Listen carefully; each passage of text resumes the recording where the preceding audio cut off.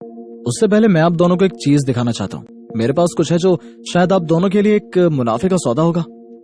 युग ने अपनी जैकेट के अंदर अपना हाथ डाला और एक बॉक्स निकालकर टेबल पर रख दिया। वो गहरे पीले रंग का बॉक्स था जिसे उसने बेचने की ठान ली थी।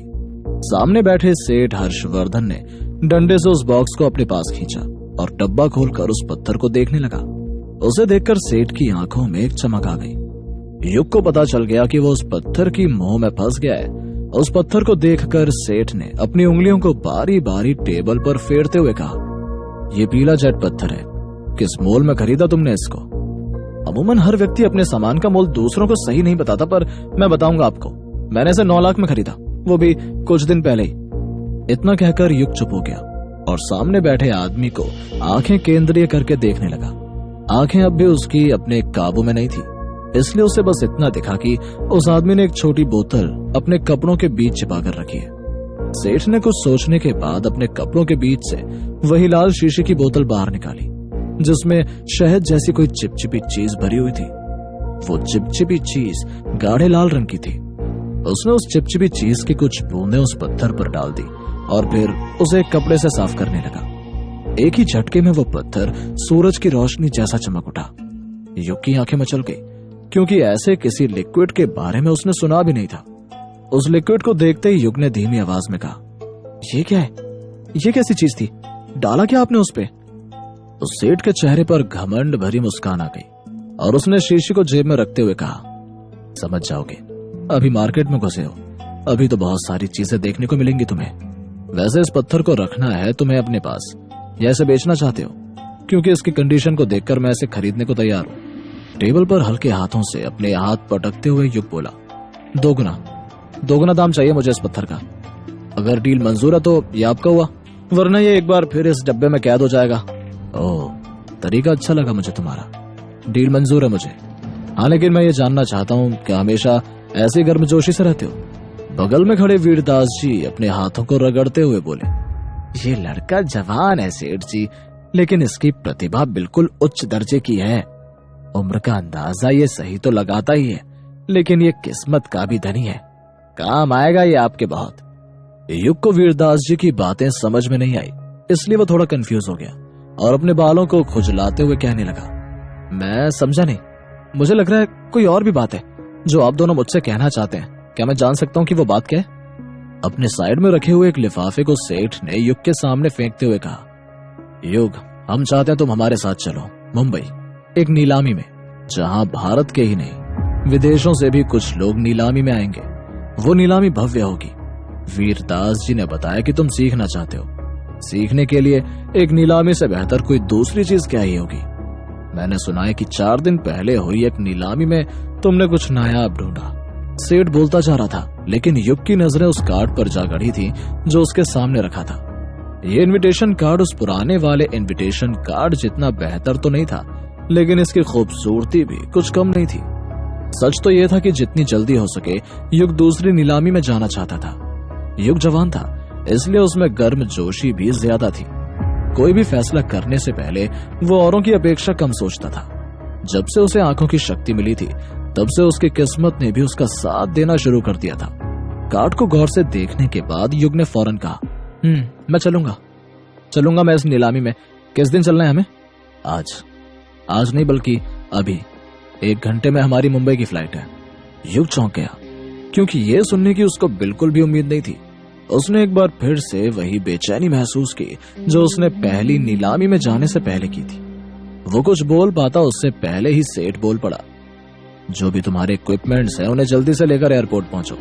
मैंने टिकट पहले से निकलवा दिया है, इसलिए बिना देरी किए वहां पहुंच जाना, वरना तुम यहाँ होगे और मैं वहां। मुझे किसी भी चीज की जरूरत नहीं है, मेरे लिए मेरी आंखें काफी हैं। युग ने एक हल्की मुस्कान देते हुए बोला। युग की बात सुनकर सेठ उसे घूरने लगा और थोड़ी देर तक मन ही मन सोचने के बाद कहा, ओवर कॉन्फिडेंस अच्छी चीज नहीं है। मैंने आज तक किसी को सिर्फ आंखों से देखकर एंटीक चीजों की परख करते नहीं देखा। अगर तुम ऐसा कर सकते हो तो मतलब तुम काबिल तारीफ हो। मैंने वीरदास जी के मुंह से किसी की भी इतनी बढ़ाई नहीं सुनी, इसलिए मैं तुम्हारे ऊपर अपनी बाजी लगाना चाहूंगा। लेकिन ध्यान से, मैं पहले ही कह रहा हूं, ओवर कॉन्फिडेंस अच्छी चीज नहीं है। युग उनकी बातों को ध्यान से सुनने के बाद बिल्कुल चुप हो गया। उसे भी एहसास हुआ कि उसे सबके सामने इस तरह की बातें नहीं करनी चाहिए, वरना सबको उसकी शक्तियों के बारे में पता भी चल सकता है। बिना देर किए दोनों एयरपोर्ट की ओर निकल पड़े। युग आज तक कभी भी फ्लाइट में नहीं बैठा था, इसलिए मन ही मन वो थोड़ा घबराया हुआ भी था, पर फिर भी उसने ठाना कि वो किसी को भी पता नहीं चलने देगा कि ये पहली बार है जब वो किसी प्लेन में बैठ रहा था। टेक ऑफ करने से ठीक पहले उसने अपनी आंखें बंद कर ली और सोने का बहाना बनाने लगा, लेकिन टेक ऑफ होते ही उसकी आंखें खुल गई और उसने जोर से अपनी सीट को पकड़ लिया। उसकी सांस तेज होने लगी क्योंकि उसे प्लेन के बिल्कुल आर पार दिखने लगा था। उसने खुद की आंख पर अब तक ठीक तरह से काबू नहीं पाया था।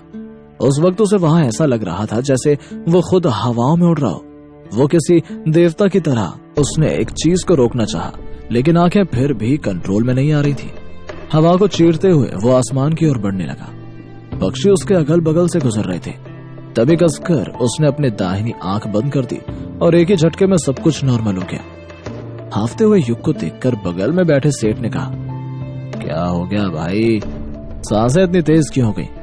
पहली बार प्लेन में बैठे हो क्या? नहीं, वो मुझे हाइट से डर लगता है, इसलिए सांसें तेज हो गई। अच्छा, मैं सोने जा रहा हूँ, फ्लाइट लैंड करते वक्त जगह दीजिएगा मुझे। हड़बड़ाहट में बोलते हुए वो जल्दी जल्दी सो गया। दोनों जल्दी जल्दी एयरपोर्ट से बाहर निकल गए। बाहर निकलते ही एक आदमी भागता हुआ सेठ की ओर बढ़ा और उनसे हाथ मिलाते हुए कहने लगा, सेठ जी, उम्मीद तो नहीं थी कि आप आएंगे। नीलामी बहुत ही बेहतरीन होने वाली है और वो आ भी रहा है, जिसका आपको बेसब्री से इंतजार है। सेठ युग की ओर देखते हुए बोला, आज चुनौती जो देनी है मुझे उस भैरव को, इसलिए लाया हूँ इसको मैं। लड़का अच्छा है, उम्मीद है आज ये कुछ कमाल जरूर करेगा। सेठ की बात खत्म होते उस आदमी ने युग की ओर अपना हाथ बढ़ाया और अपने चेहरे पर मुस्कान लाते हुए बोला, हाय, माई सेल्फ विपिन, मैं सेठ जी का अकाउंटेंट हूँ। उन्होंने मुझे पहले ही भेज दिया था ताकि मैं सारी चीजें यहाँ रेडी रख सकूं। हाय विपिन जी, माई सेल्फ युग, आपसे मिलकर खुशी हुई।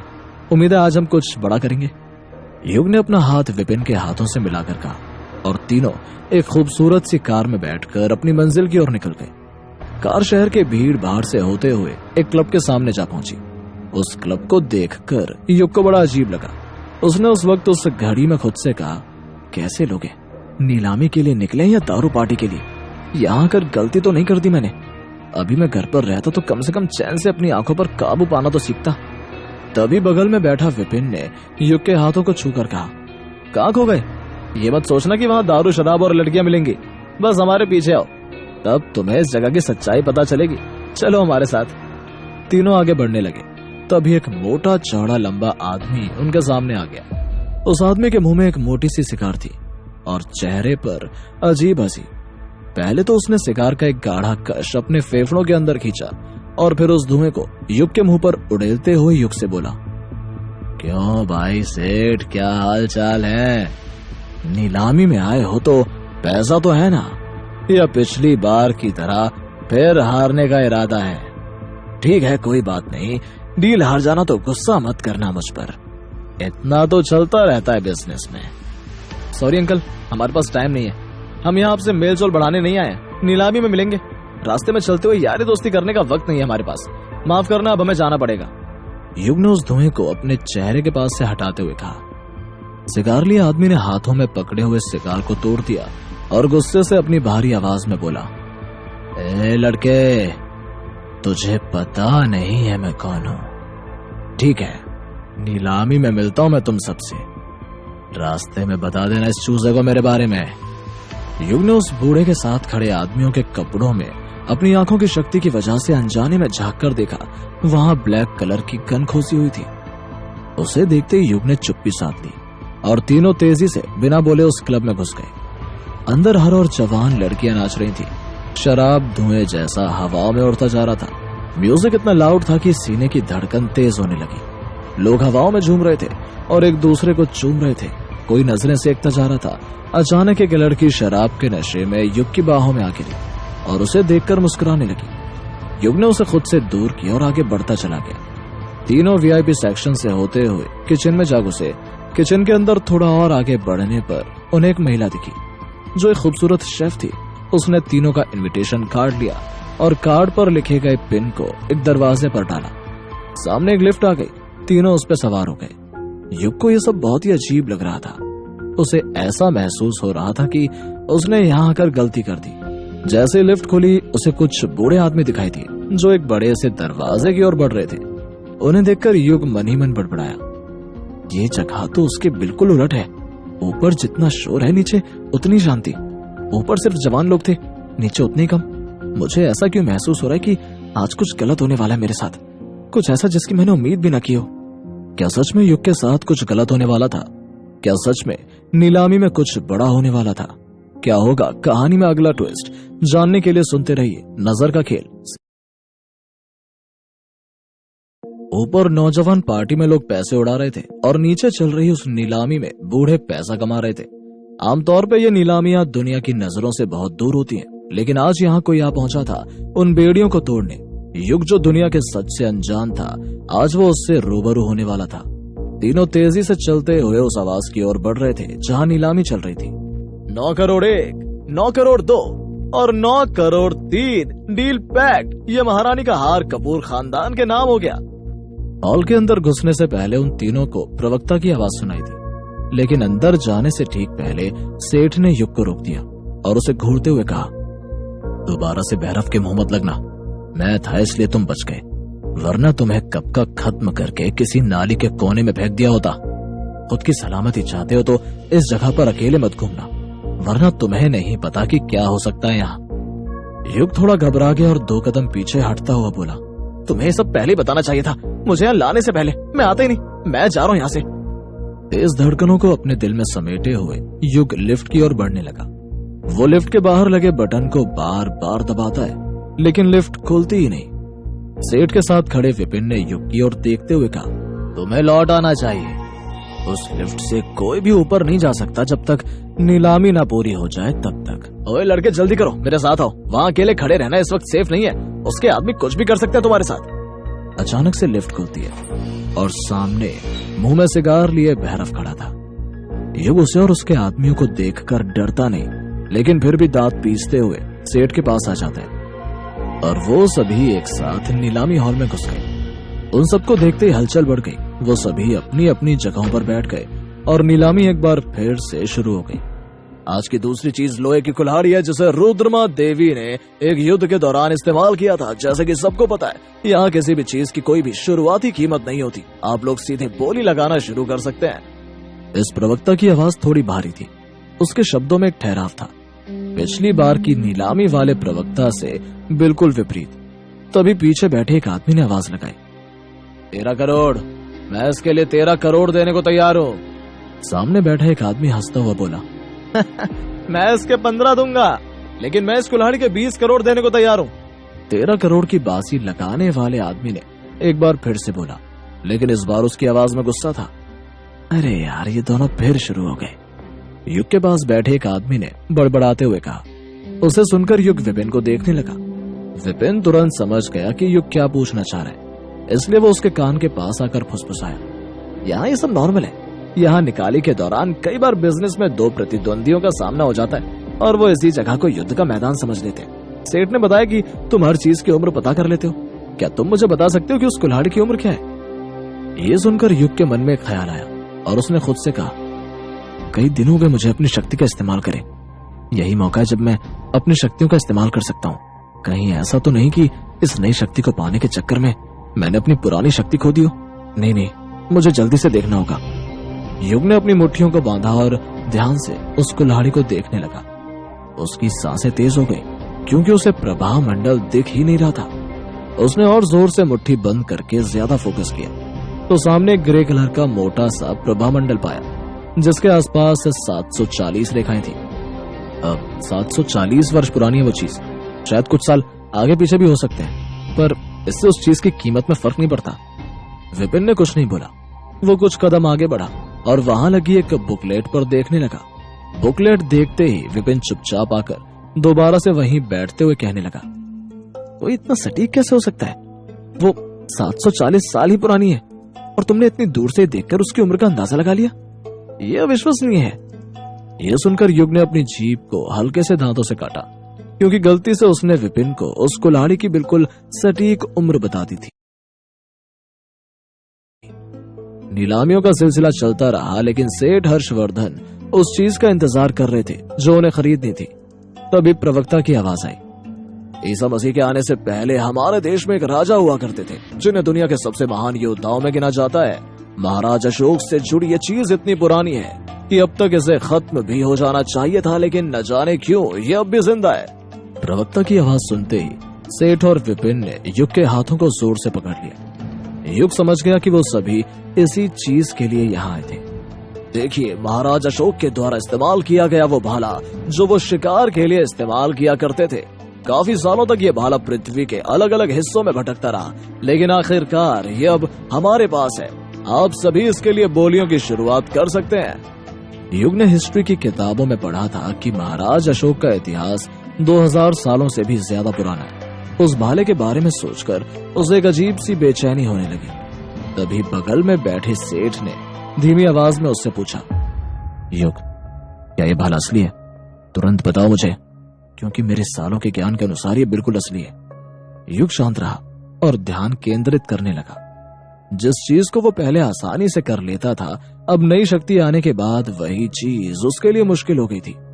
वो ध्यान लगा ही रहा था कि सेठ हर्षवर्धन हाथ उठाकर बोल पड़े, 30 करोड़। पीछे से एक दूसरी आवाज आई, 35 करोड़। मैं इसके 35 देने को तैयार हूँ। 38, मैं 38 देने को तैयार हूँ। सेठ हर्षवर्धन ने युग के पैरों को अनजाने में जोर से पकड़कर कहा। तभी हंसता हुआ भैरव मुंह से सिगार निकालते हुए बोला, 40 करोड़, मेरी ओर से 40। हंसकर बोलते हुए भी उस बूढ़े भैरव की आवाज में एक अजीब सा भार था।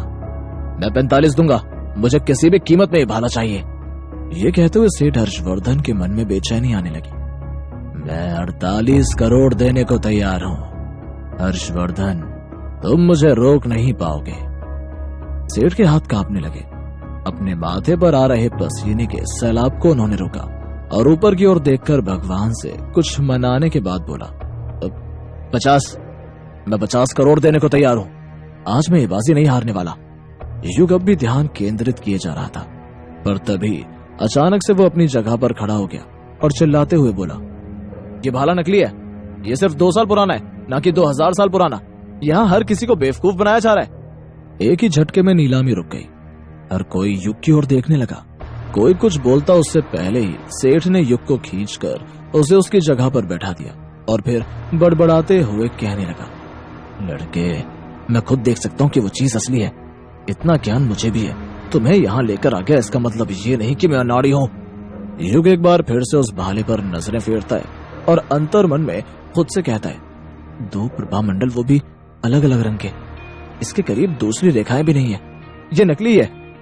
वो खुद को छुड़ाता हुआ फिर से खड़ा हो गया और ऊंची आवाज में बोला, ये नकली है, कोई भी मत खरीदना इसे, पैसे डूब जाएंगे तुम सबके।